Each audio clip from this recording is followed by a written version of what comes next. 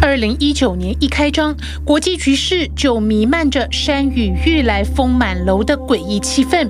继瑞士达沃斯世界经济论坛之后，国际货币基金在本周于杜拜举行的世界政府高峰会中再次警告，天空已经笼罩着4朵大乌云，恐怕会把接下来的世界经济压得喘不过气。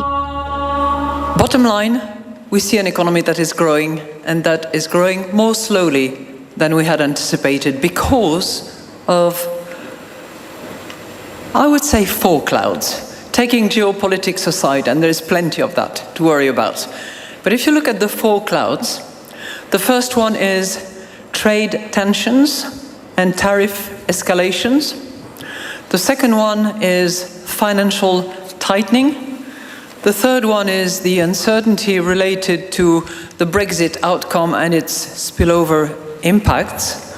And the fourth one is an accelerated slowdown of the Chinese economy. 国际货币基金不久前下修了2019年全球经济成长率为 3.5%， 不仅是3年来最低，也是 IMF 在3个月内2度调降全球经济展望。其中除了美国经济成长逐年下滑，欧元区持续疲软之外，金融海啸后扮演全球经济成长引擎角色的中国大陆，2019年经济成长率为 6.2%， 更创下28年来的新低。拉加德重申要为最坏的情况做打算，并且进一步指出，在厚重堆叠的乌云当中，首先罩顶的全球贸易冲突已经明显对企业信心和市场造成巨大冲击。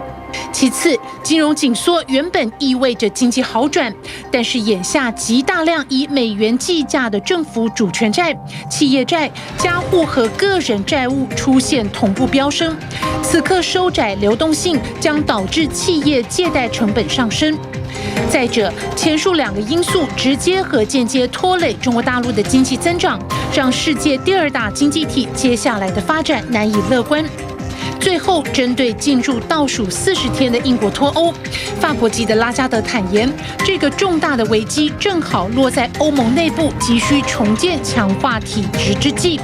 欧盟的态度不只让英国不好过，还威胁欧洲地区景气周期性复苏，让低迷的总体经济成长面临进一步的下行风险，对全球经济的影响也难以预测。Do you agree with Donald Tusk? You know where this is going. Do you agree with Donald Tusk when he says there's a special place in hell for those who promoted Brexit without having the sketch of an idea how to implement it? You know, he's borrowed from Madeleine Albright, who said that there should be a special place in hell for women who do not support women. So, you would obviously agree with Madeleine Albright. Yes. Who has a new book out, and by definition, Brexit becomes this. Brexit is a bit like the millennium bug. Everybody's warned us and keeps warning us, but we're really not sure what's going to happen. Well, I'm certain of one thing, is that it's not going to be as good as if there had not been Brexit. That is for sure. Whether it ends well, whether there is a smooth exit even by custom unions as predicated by some, or whether it's as a result of a brutal exit on March 29th without extension of notice, it's not going to be as good as it is now because 美国前国务卿欧普莱特以一场悲剧来为英国脱欧定调，认为这对美国甚至国际社会都是个坏消息。隔海获得了拉加德的呼应。面对经济成长逆风增加，全球普遍拉警报。同样与会的诺贝尔经济学奖得主保罗·克鲁曼除了认同，甚至还警告，过去独强的美国恐怕无法置身事外，全身而退，陷入衰退的几率已经大增。Suppose that there's a trade. Europe is looking really problematic. There'll be some blowback to the U.S. if that is really going bad. China seems to be having a slowdown for reasons that, again, have nothing to do with U.S. policy, but that blows back to the U.S. So if we have a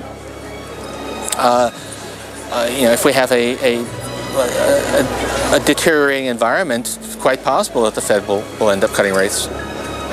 We've surveyed CFOs in the United States, and an overwhelming majority believe that a recession is going to happen within the next 2 years. Is that something that you see as well? I wouldn't be as definitive, but it seems pretty likely. There seems to be an accumulation of smaller problems, and then the underlying backdrop is that we have no good policy response. The Fed can't cut rates very much. Fiscal policy, there is a fact fiscal space if we were prepared to use it, but it's hard to see that this current leadership is going to respond in any kind of nimble way. So yeah, I'd say that it's better than even odds that we will have a recession. 克鲁曼担忧，如今美国应变金融危机的能力将会比10年前更差，原因出在美国利率已经处在历史上的低档，加上美国出现前所未见的债台高筑，此外还不幸碰上才智平庸的财经官员，在应对金融风暴上恐怕黔驴技穷。此外，旗下管理5兆美元资产的基金公司 Vanguard 则预测，美国政府关门重挫经济，2019年美国有30%到35%的几率出现衰退，2020年更增加到40%到50%。然而，也有国际财经组织不支持这个看法。Paul Krugman was talking to us a little bit earlier on about interest rates and the recession. He basically put it bluntly in saying the world is worse off now than in 2007 if there were to be a crisis. Do you agree with that statement? No, I don't. We've learned a lot, and the banking system is much more strongly capitalized. It's better regulated. It's also better supervised. But it is true that some of the capital that we had, some of the ammunition that we had before the crisis has been used precisely to deal with a crisis, and therefore, in many cases, for example, the fiscal tool, the degrees of freedom are less. The monetary policy tool, well, we've used it to the hilt for practically 10 years, and therefore you have less flexibility on that score. 有末日博士称号的经济学家卢比尼也认为，在历经2017和2018年连续增长之后，2019年虽然不至于立刻看到衰退，但是全球经济同步降温将无可避免。